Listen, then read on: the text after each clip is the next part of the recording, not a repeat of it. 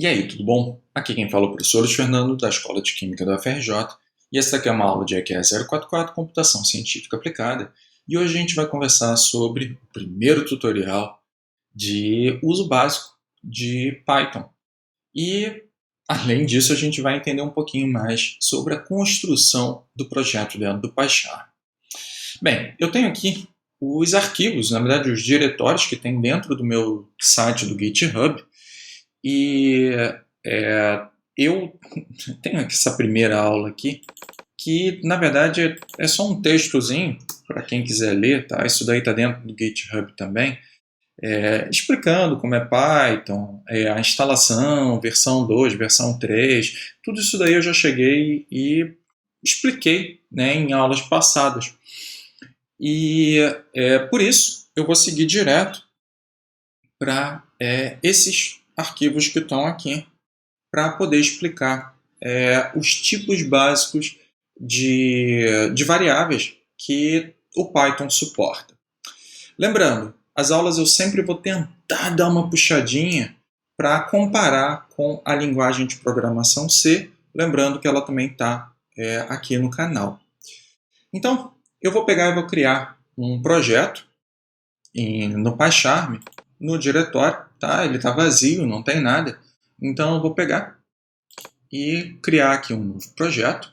Vou colocar um nome para ele e eu vou colocar tipos básicos como nome, né, do projeto. E eu tenho a opção de criar um script inicial ou não. E eu vou fazer o seguinte, eu vou manter esse cara daqui só para te mostrar uma logística interessante dentro do uso, né, do projeto. Então eu vou pegar e criar aqui o projeto. Ele vai criar um ambiente virtual, colocando pip setup tools, e vai criar o diretório onde aqui isso, tipos básicos. Então ele está criando VMF e vai criar também o script inicial, né? O main. Então, deixa ele terminar isso daqui e estruturou. Perfeito. Ok. Qual é o meu grande objetivo aqui? Eu não quero usar esse script welcome aqui. Então, o que eu vou fazer? Eu vou pegar e vou fechar ele dentro da interface gráfica e vou vir aqui para o meu projeto, diretório do projeto, e sem dó nem piedade, eu vou pegar e vou deletar esse moço. Tá? Então, deletei. Quando eu clicar de volta na interface, ele vai perceber que o arquivo não existe mais e vai sumir. Por quê? Porque meu objetivo é utilizar esses arquivos que estão aqui. Note que cada um desses arquivos é um script independente e, portanto, pode dar alguma confusão para a interface gráfica de desenvolvimento. A interface ela pode se perguntar, tá, mas qual arquivo que você vai querer efetivamente usar? Então vamos fazer o seguinte, vamos montar, eu vou copiar esses arquivos e vou colocar dentro do diretório. Então vou colar aqui, do diretório do projeto. Então, na hora que eu clicar dentro do projeto, ele já identificou os scripts que eu quero trabalhar. Mas, efetivamente, eu vou querer trabalhar com um de cada vez.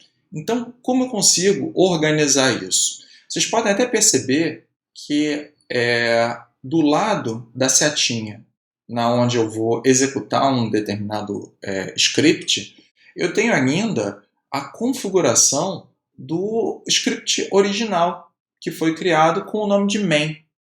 Então, o que eu vou fazer? Eu vou clicar aqui, olha, pode ser aqui, né, na setinha dessa caixinha, e eu vou editar as configurações.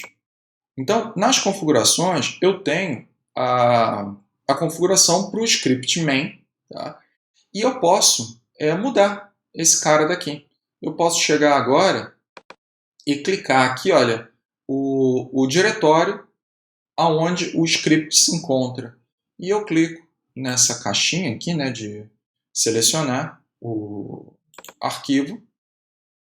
Vou clicar Open e ele pegou já e se organizou aqui com o nome e ele vai criar, então, seguindo a mesma estrutura do arquivo original main, só que agora com um novo nome. E vou dar OK. Beleza. Olha só o que ele fez. Ele criou com toda a configuração igualzinha que tinha antes. Agora, a execução do script testesiniciais.py. Então, se eu clicar, ele vai executar. Eu não vou clicar agora não.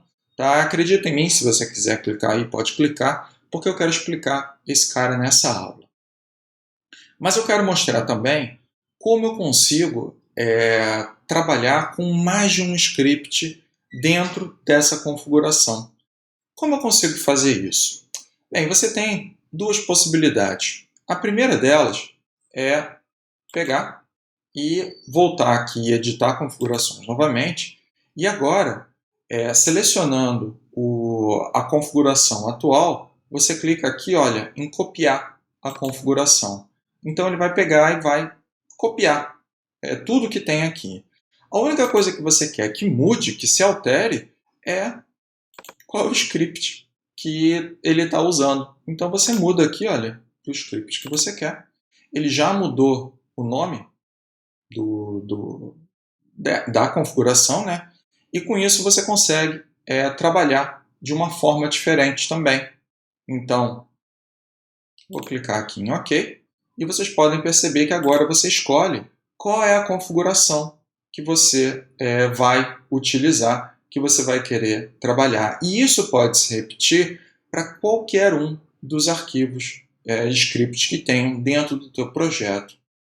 Então essa daqui é a primeira ideia de como você consegue criar uma configuração dentro, né, da interface de desenvolvimento. Tem mais uma possibilidade, e essa daqui é uma que efetivamente executa o script. Você pode sempre fazer o seguinte, você clica com outro botão, com o botão direito, sobre o script, e você pede para ele ser executado. Então é como se você estivesse no terminal escrevendo Python 3 e o nome do script, o arquivo, né? E aí com isso ele vai pegar e vai executar e automaticamente ele já vai criar uma configuração default dele, tá? Meio padrão para execução. Então vai aparecer mais uma opção aqui. Tá? Eu não gosto muito dessa opção, mas é uma possibilidade que eu deixo aí para vocês. Não vou executar aqui porque eu acho que ela é meio padrãozona e não se encaixa bem no que eu quero mostrar. Beleza? Então, a gente viu como trabalhar com diferentes arquivos e diferentes scripts dentro do mesmo projeto. Você precisa trabalhar com diferentes configurações, uma para cada uma delas. E eu quero conversar, então, sobre os testes iniciais. Vou abrir o script para mostrar para você. Bem, isso daqui é a ideia geral de como eu consigo executar um scriptzinho e quais são as possibilidades. Primeira coisa que eu quero comentar com você é sobre a possibilidade de escrever comentários no teu código. E isso é uma coisa muito boa.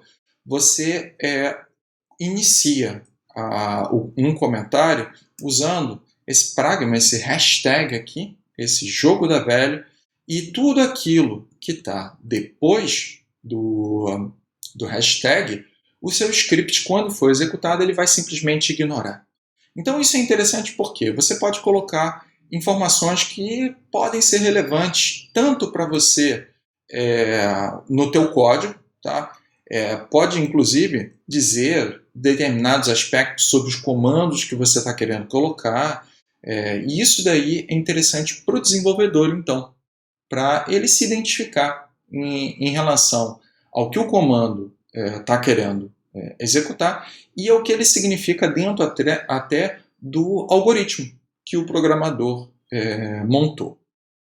E o primeiro comando que eu apresento para você é o comando print, que ele escreve em tela. Então ele pega e escreve no terminal um determinado parâmetro. E que parâmetro é esse? É aquilo que está dentro das chaves, perdão, dentro dos parênteses.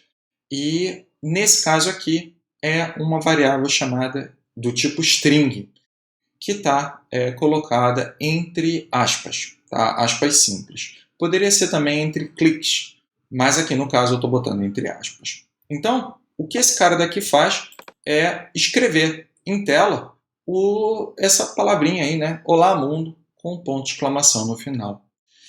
E eu vou fazer o seguinte, eu vou executar o script para que você veja isso daqui acontecendo e os próximos comandos eu vou mostrar já tendo executado o script em si. Então, vou chegar aqui, vou clicar em Run e ele me colocou tudo aquilo que tem dentro do script. Tá?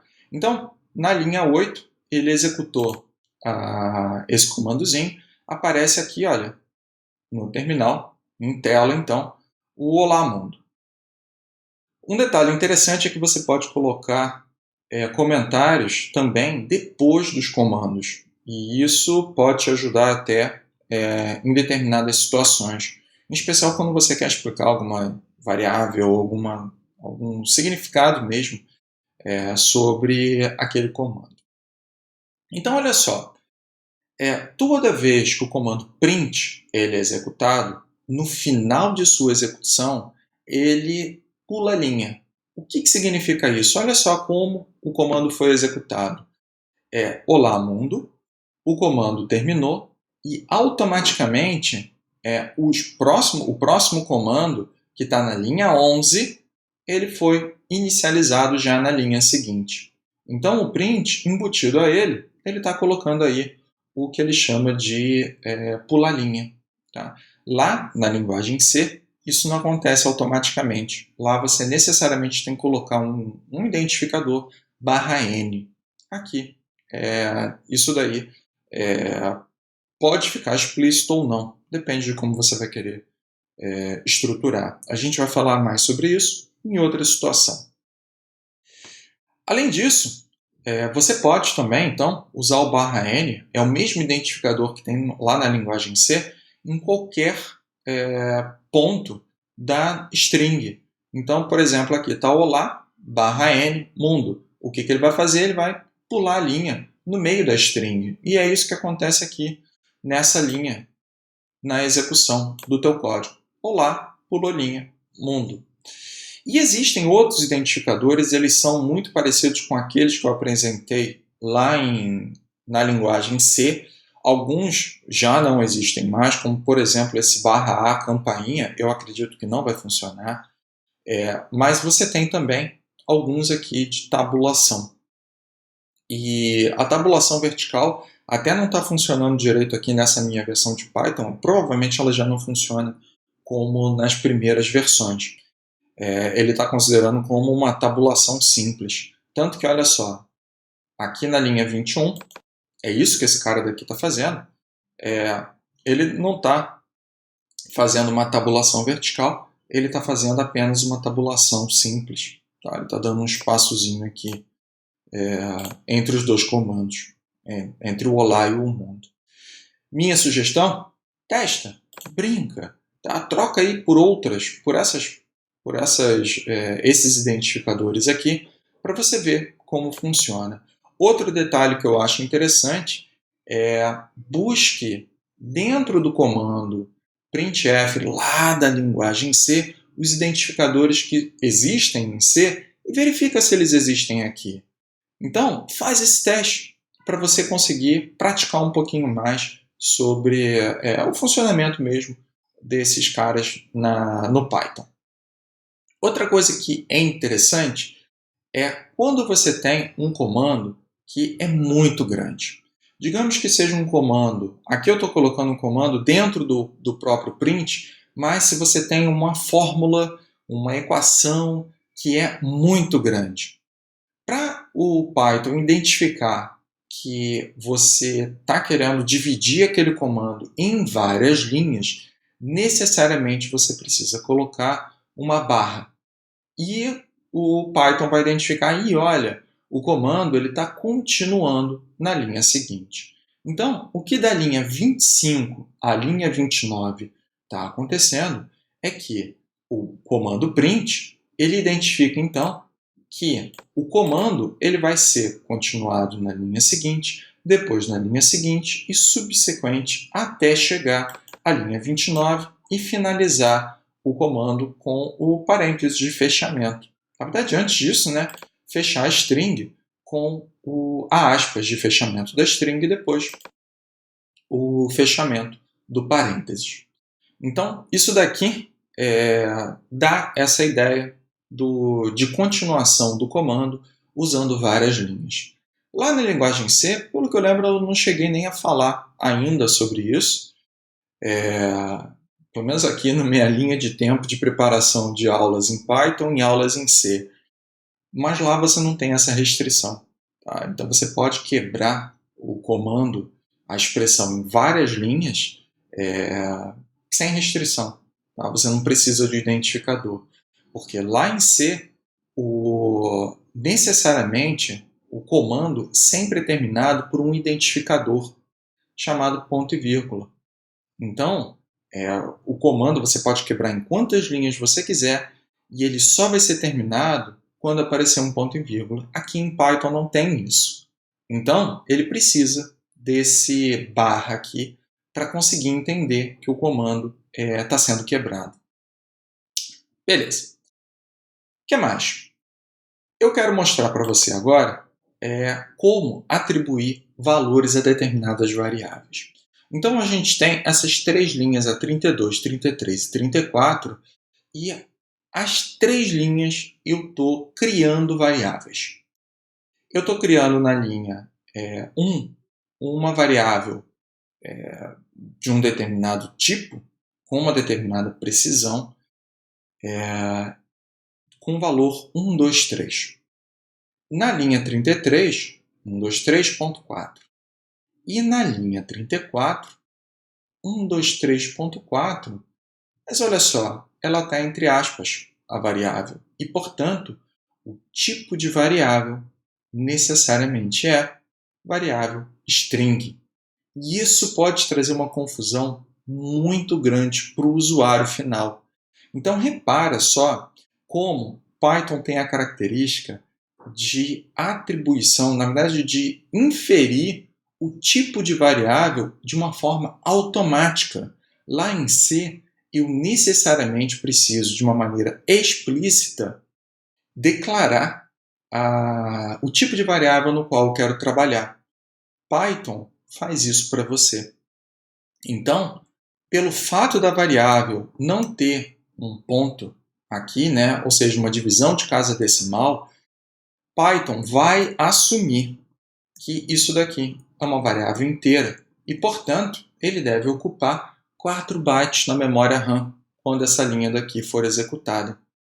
Por sua vez, esse comando aqui, tendo uma casa decimal, ele vai pegar e vai, olha, provavelmente o usuário está querendo aqui uma variável de ponto flutuante. E, portanto, ele vai inferir que isso daqui é uma variável de ponto flutuante. Mesmo assim, ainda surge uma dúvida, porque lá na linguagem C, a gente viu que existe a declaração de variável de ponto flutuante simples e ponto flutuante de precisão dupla. E aqui a gente está dando a responsabilidade para o Python. Python, decide aí para mim se isso daqui vai ser ponto flutuante simples ou duplo. Pelo menos da maneira como eu estou mostrando para você. A gente pode até forçar a barra, mas o basicão é assim que é apresentado. E por fim, o Python vai identificar aqui, colocando entre aspas ou cliques, isso daqui é uma variável do tipo string. E, portanto, ele vai alocar o espaço de memória para uma string, tá? Para uma cadeia de caracteres. E olha só, como isso daqui aparece para mim na tela. E é aqui que mora o perigo. Por quê? Essas 3 linhas aqui estão utilizando o comando print para imprimir em tela as variáveis que eu acabei de definir nas linhas anteriores. E a linha 38 e a linha 39 podem trazer uma confusão complicada para o usuário, porque, pelo que aparece em tela, ele não consegue diferenciar o tipo de variável, a maneira como o Python está interpretando isso. Então, um alerta vermelho para o programador, para ele se preocupar com isso. Mas a gente vai lidar com isso mais à frente. E vai entender, né, como se livrar desse problema. Outra possibilidade que o Python tem é de atribuição múltipla. O que significa isso? Note aqui que a gente tem em uma única linha, eu estou olhando para a linha 42, uma sequência, né, de variáveis, var4, var5, var6, igual a o mesmo número de numerozinhos que tem aqui, números ou variáveis, né? E a atribuição múltipla, o que ela vai fazer? Essas variáveis, então, depois do sinal de atribuição, do operador de atribuição, perdão, vão alocar ao primeiro variável o primeiro argumento, a segunda variável o segundo argumento e o terceiro a terceira variável. Então, efetivamente, ele vai fazer a mesma logística em relação ao tipo de variável do var4, var5 e var6, como foi feito lá com var1, var2 e var3. E ele vai imprimir isso daqui em tela. E aí repare você que está aqui no resultado em tela, tá bom? Dos tipos que foram apresentados. E de novo, eu não consigo diferenciar uma string de uma variável inteira. E a outra possibilidade que eu trago para vocês note que até o momento eu mostrei como utilizar o comando print para impressão em tela para uma string, somente uma string, e aqui somente uma variável em si dentro do Python. Mas e se eu quiser combinar string com variáveis? É possível? Claro que é, sem problema algum. E é isso que eu estou mostrando para você. Então, esses 3 comandos da linha 48 a 50 é um exemplo de como fazer isso. Eu tenho, então, uma string e logo depois eu tenho vírgula e a variável que eu quero apresentar. Note que eu vou repetir esse mesmo procedimento nos comandos seguintes e, portanto, eu mostro para você, olha, como sai em tela. Então, essa variável é um número, espaço, espaço, espaço aí, 2 pontos, e logo na sequência, a variável em si que eu quero apresentar. Beleza? Note que então se repete, né, para os 2 últimos comandos, não preciso me repetir. E eu apresentei então nessa aula como a gente consegue trabalhar dentro do PyCharm com vários arquivos. Não vou precisar repetir esse assunto nos próximos vídeos, nas próximas aulas. E a gente viu também o funcionamento básico de declaração de variáveis de diferentes tipos dentro de Python. Aqui, Python está assumindo a responsabilidade que lá na linguagem C era sempre do programador. Isso tem vantagens, mas pode trazer desvantagens também. Então, beleza. Na próxima aula a gente vai discutir mais sobre esses tipos de variáveis e tentar controlar a forma como eles se comportam dentro da própria linguagem. Espero que tenha gostado da aula e a gente se vê na próxima. Até mais!